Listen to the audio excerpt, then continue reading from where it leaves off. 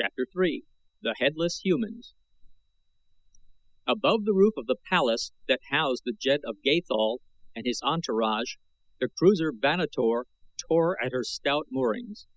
The groaning tackle bespoke the mad fury of the gale, while the worried faces of those members of the crew whose duties demanded their presence on the straining craft gave corroborative evidence of the gravity of the situation.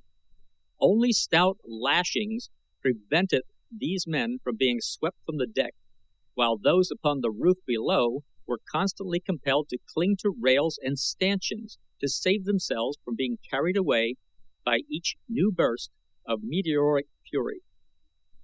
Upon the prow of the Vanator was painted the device of Gathol, but no pennants were displayed in the upper works, since the storm had carried away several in rapid succession, just as it seemed to the watching men that it must carry away the ship itself. They could not believe that any tackle could withstand for long this titanic force. To each of the 12 lashings clung a brawny warrior with drawn short sword. Had but a single mooring given to the power of the tempest, 11 short swords would have cut the others. Since partially moored, the ship was doomed, while free in the tempest, it stood at least some slight chance of life. "By the blood of Isis, I believe they will hold," screamed one warrior to another. "And if they do not hold, may the spirits of our ancestors reward the brave warriors upon the Vanator," replied another of those upon the roof of the palace. "For it will not be long from the moment her cables part before her crew dons the leather of the dead. But yet, Tanis, I believe they will hold. Give thanks at least that we did not sail before the tempest fell, since now each of us has a chance to live." "Yes," replied Tanis, "I should hate to be abroad today upon the stoutest ship that sails the Barsoomian sky."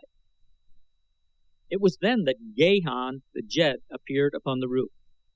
With him were the balance of his own party and a dozen warriors of Helium.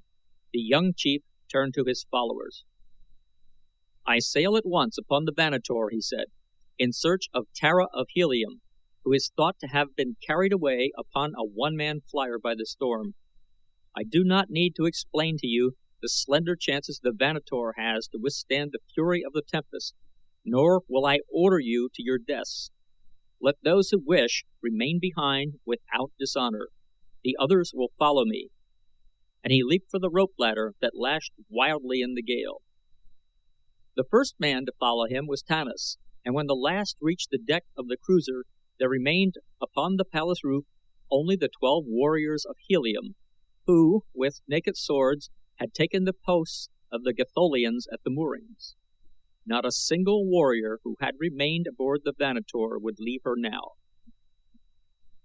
"I expected no less," said Gahan, as with the help of those already on the deck, he and the others found secure lashings. The commander of the Vanator shook his head. He loved his trim craft, the pride of her class in the little navy of Gathol. It was of her he thought, not of himself. He saw her lying torn and twisted upon the ochre vegetation of some distant sea bottom, to be presently overrun and looted by some savage green horde. He looked at Gahan. "Are you ready, Santothis?" asked the Jed. "All is ready." "Then cut away." Word was passed across the deck and over the side to the Heliumetic warriors below that at the 3rd gun they were to cut away. 12 keen swords must strike simultaneously and with equal power, and each must sever completely and instantly 3 strands of heavy cable that no loose end fouling a block bring immediate disaster upon the Vanator. Boom! The voice of the signal gun rolled down through the screaming wind to the 12 warriors upon the roof. Boom! 12 swords were raised above the 12 brawny shoulders. Boom! 12 keen edges severed 12 complaining moorings, clean and as one. The Vanator, her propellers whirling, shot forward with the storm. The tempest struck her in the stern as with a mailed fist and stood the great ship upon her nose, and then it caught her and spun her as a child's top spins. And upon the palace roof The 12 men looked on in silent helplessness and prayed for the souls of the brave warriors who were going to their death. And others saw, from Helium's lofty landing stages and from 1,000 hangars upon 1,000 roofs. But only for an instant did the preparation stop that would send other brave men into the frightful maelstrom of that apparently hopeless search, for such is the courage of the warriors of Barsoom. But the Vanator did not fall to the ground, within sight of the city at least, though as long as the watchers could see her, never for an instant did she rest upon an even keel. Sometimes she lay upon one side or the other, and again she hurtled along keel up, or rolled over and over, or stood upon her nose or her tail at the caprice of the great force that carried her along. And the watchers saw that this great ship was merely being blown away with the other bits of debris, great and small, that filled the sky. Never, in the memory of man, or the annals of recorded history, had such a storm raged across the face of Barsoom. And in another instant was the Vanator forgotten as the lofty scarlet tower that had marked Lesser Helium for ages crashed to the ground, carrying death and demolition upon the city beneath. Panic reigned. A fire broke out in the ruins. The city's every force seemed crippled, and it was then that the warlord ordered the men that were about to set forth in search of Tara of Helium to devote their energies to the salvation of the city, for he too had witnessed the start of the Vanator and realized the futility of wasting men who were needed sorely if Lesser Helium was to be saved from utter destruction. Shortly after noon of the second day, the storm commenced to abate, and before the sun went down, the little craft upon which Tara of Helium had hovered between life and death these many hours drifted slowly before a gentle breeze above a landscape of rolling hills that once had been lofty mountains upon a Martian continent. The girl was exhausted from loss of sleep, from lack of food and drink, and from the nervous reaction consequent to the terrifying experiences through which she had passed. In the near distance, just topping an intervening hill, she caught a momentary glimpse of what appeared to be a dome-capped tower. Quickly she dropped the flyer until the hill shut it off from the view of the possible occupants of the structure she had seen. The tower meant to her the habitation of man, suggesting the presence of water and perhaps of food. If the tower was the deserted relic of a bygone age, she would scarcely find food there, but there was still a chance that there might be water. If it was inhabited, then must her approach be cautious, for only enemies might be expected to abide in so far distant a land. Tara of Helium knew that she must be far from the twin cities of her grandfather's empire, but had she guessed within 1,000 heads of the reality, she had been stunned by realization of the utter hopelessness of her state. Keeping the craft low, for the buoyancy tanks were still intact, the girl skimmed the ground until the gently moving wind had carried her to the side of the last hill that intervened between her and the structure she had thought a man-built tower. Here she brought the flyer to the ground among some stunted trees, and dragging it beneath one where it might be somewhat hidden from craft passing above, she made it fast and set forth to reconnoiter. Like most women of her class, she was armed only with a single slender blade, so that in such an emergency as now confronted her she must depend almost solely upon her cleverness in remaining undiscovered by enemies. With utmost caution she crept warily toward the crest of the hill, taking advantage of every natural screen that the landscape afforded to conceal her approach from possible observers ahead, while momentarily she cast quick glances rearward lest she be taken by surprise from that quarter. She came at last to the summit where, from the concealment of a low bush, she could see what lay beyond. Beneath her spread a beautiful valley surrounded by low hills. Dotting it were numerous circular towers, dome-capped, and surrounding each tower was a stone wall enclosing several acres of ground. The valley appeared to be in a high state of cultivation. Upon the opposite side of the hill, and just beneath her, was a tower and enclosure. It was the roof of the former that had first attracted her attention.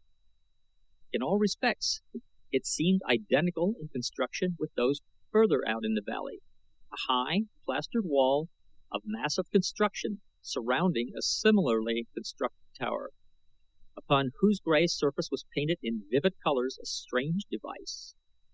The towers were about 40 sophads in diameter, approximately 40 earth feet, and 60 in height to the base of the dome. To an Earthman, they would have immediately suggested the silos in which dairy farmers store ensilage for their herds, but closer scrutiny, revealing an occasional embrasured opening together with the strange construction of the domes, would have altered such a conclusion. Tara of Helium saw that the domes seemed to be faced with innumerable prisms of glass, those that were exposed to the declining sun scintillating so gorgeously as to remind her suddenly of the magnificent trappings of Gahan of Gathol.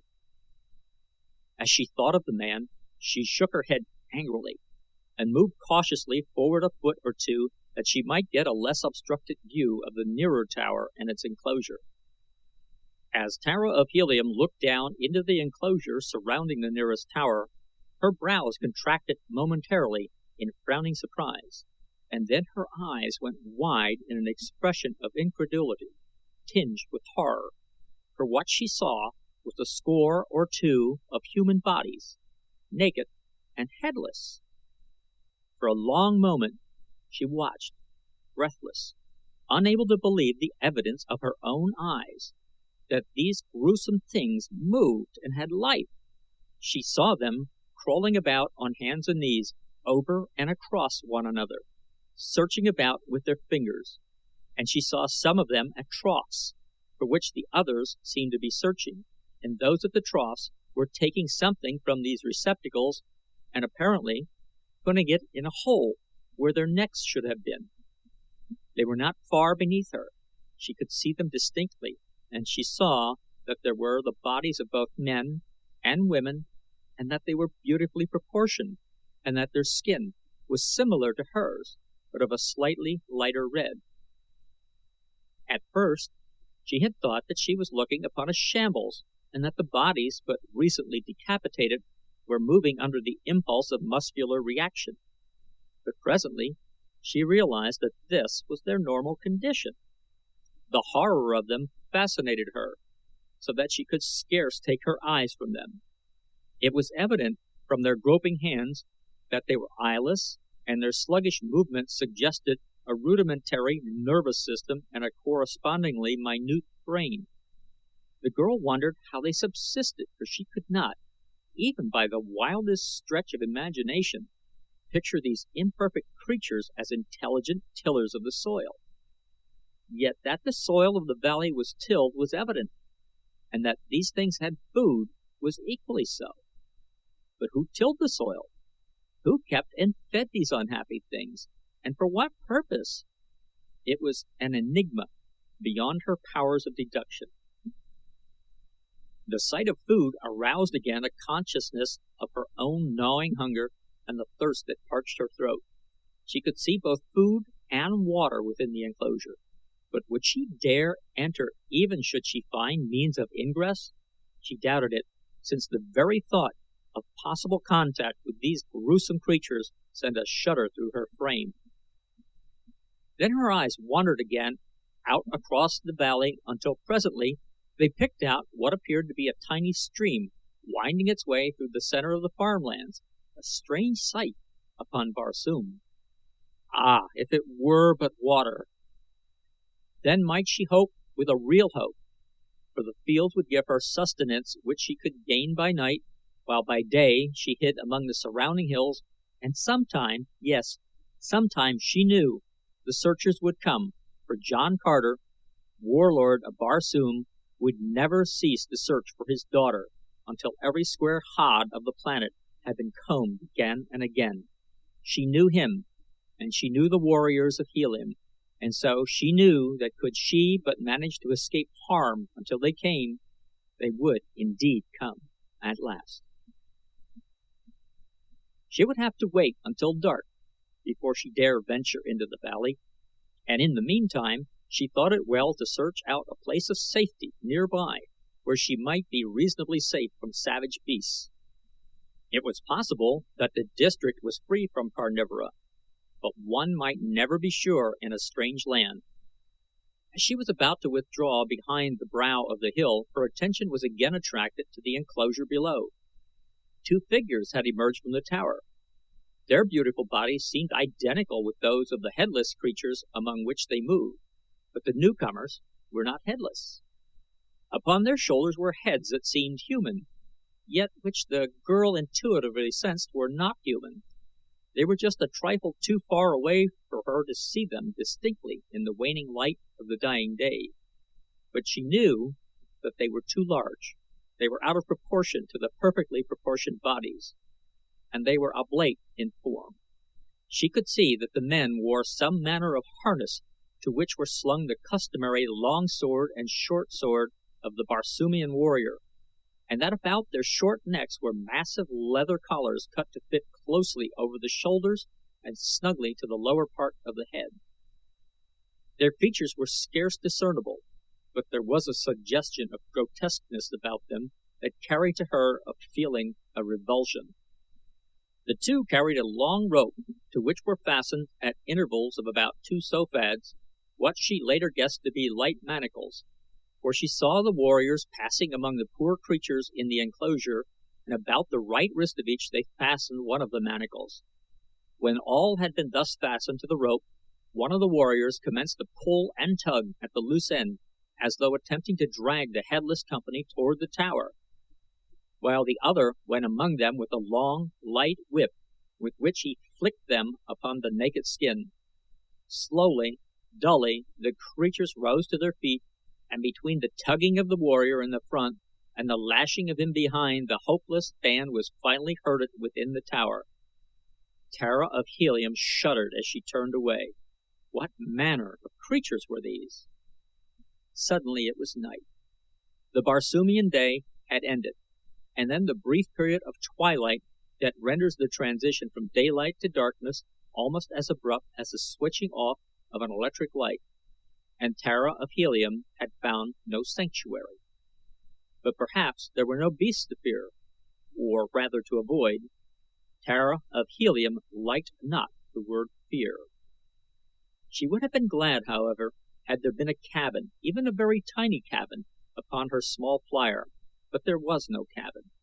The interior of the hull was completely taken up by the buoyancy tanks. Ah, she had it. How stupid of her not to have thought of it before. She could moor the craft to a tree beneath which it rested and let it rise the length of the rope. Lashed to the deck rings, she would then be safe from any roaming beast of prey that chanced along. In the morning she could drop to the ground again before the craft was discovered. As Tara of Helium crept over the brow of the hill down toward the valley, her presence was hidden by the darkness of night from the sight of any chance observer who might be loitering by a window in the nearby tower. Cluros, the farther moon, was just rising above the horizon to commence his leisurely journey through the heavens. 8 zodes later it would set, a trifle over 19½ Earth hours, and during that time Thuria, his vivacious mate, would have circled the planet twice and be more than halfway around on her 3rd trip. She had but just set. It would be more than 3½ hours before she shot above the opposite horizon to hurtle, swift and low, across the face of the dying planet.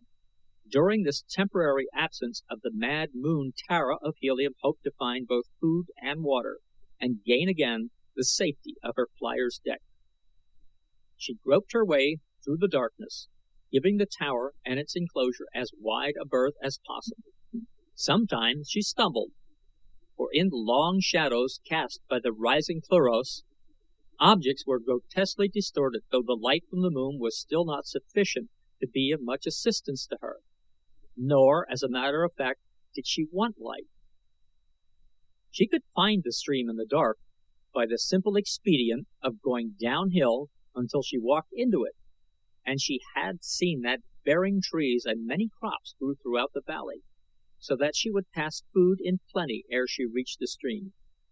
If the moon showed her the way more clearly, and thus saved her from an occasional fall, he would, too, show her more clearly to the strange denizens of the towers, and that, of course, must not be. Could she have waited until the following night, conditions would have been better, since Cluros would not appear in the heavens at all, and so, during Thuria's absence, utter darkness would reign. But the pangs of thirst and the gnawing of hunger could be endured no longer with food and drink both in sight, and so she had decided to risk discovery rather than suffer longer. Safely past the nearest tower, she moved as rapidly as she felt consistent with safety, choosing her way wherever possible so that she might take advantage of the shadows of the trees that grew at intervals, and at the same time discover those which bore fruit. In this latter she met with almost immediate success, for the very third tree beneath which she halted was heavy with ripe fruit. Never, thought Tara of Helium, had aught so delicious impinged upon her palate, and yet it was naught else than the almost tasteless usa, which is considered to be palatable only after having been cooked and highly spiced. It grows easily, with little irrigation, and the trees bear abundantly.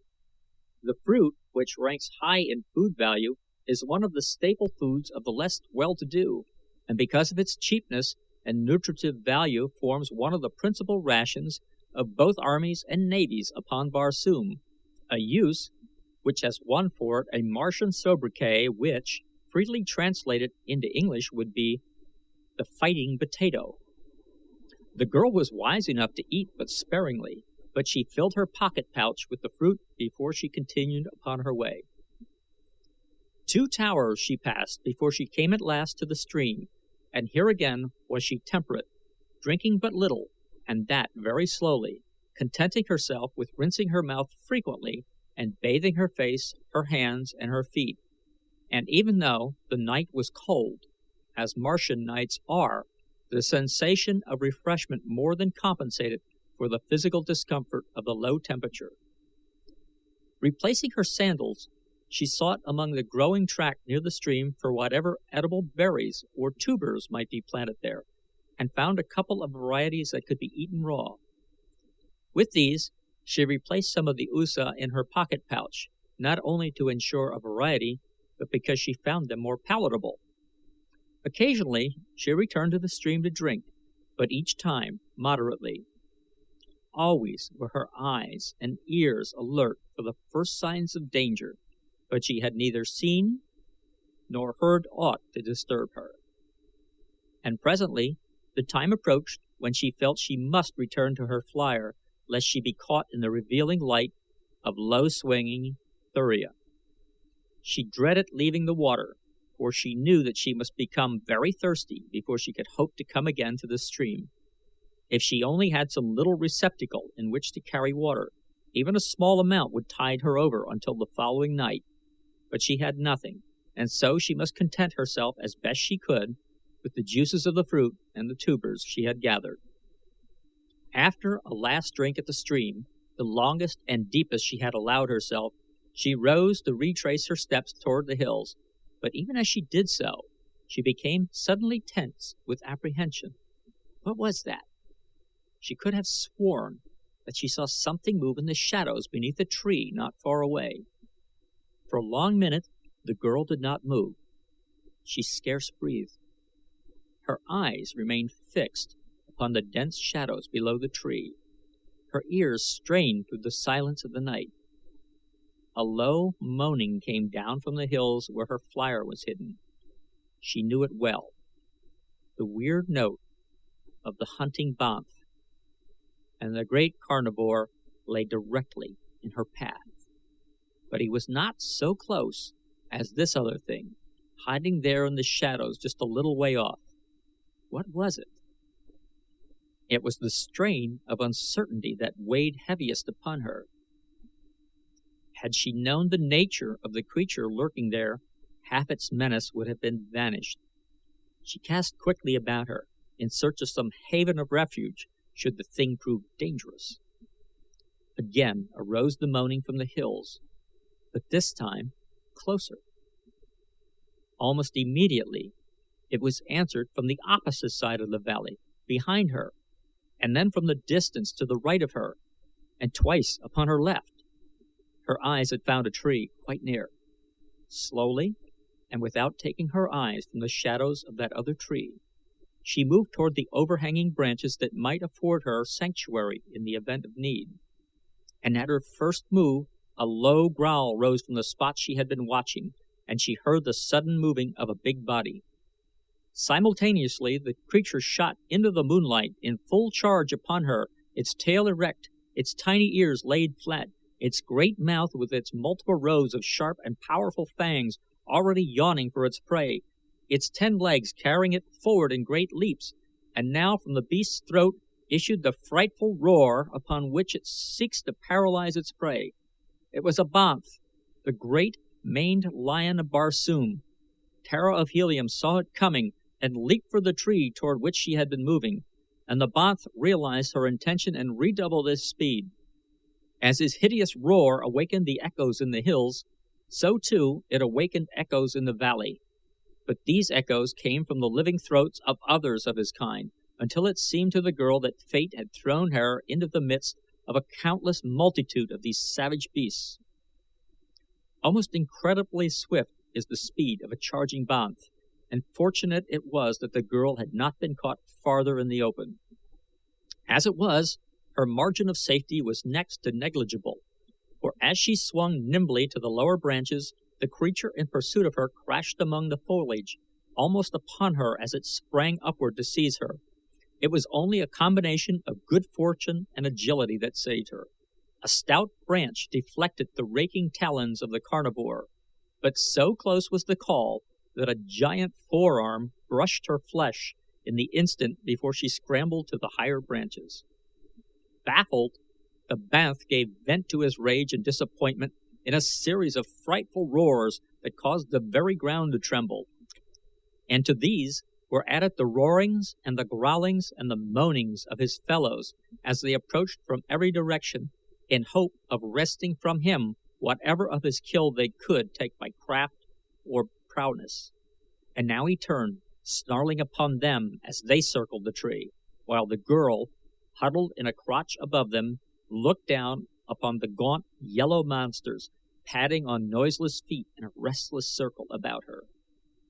She wondered now at the strange freak of fate that had permitted her to come down this far into the valley by night, unharmed, but even more she wondered how she was to return to the hills. She knew that she would not dare venture it by night, and she guessed, too, that by day she might be confronted by even graver perils. To depend upon this valley for sustenance she now saw to be beyond the pale of possibility, because of the banths that would keep her from food and water by night, while the dwellers in the towers would doubtless make it equally impossible for her to forage by day. There was but one solution of her difficulty, and that was to return to her flyer and pray that the wind would waft her to some less terrible land. But when might she return to the flyer? The banths gave little evidence of relinquishing hope of her, and even if they wandered out of sight, would she dare risk the attempt? She doubted it. Hopeless indeed seemed her situation. Hopeless it was. This is the end of the Chessmen of Mars, Chapter 3.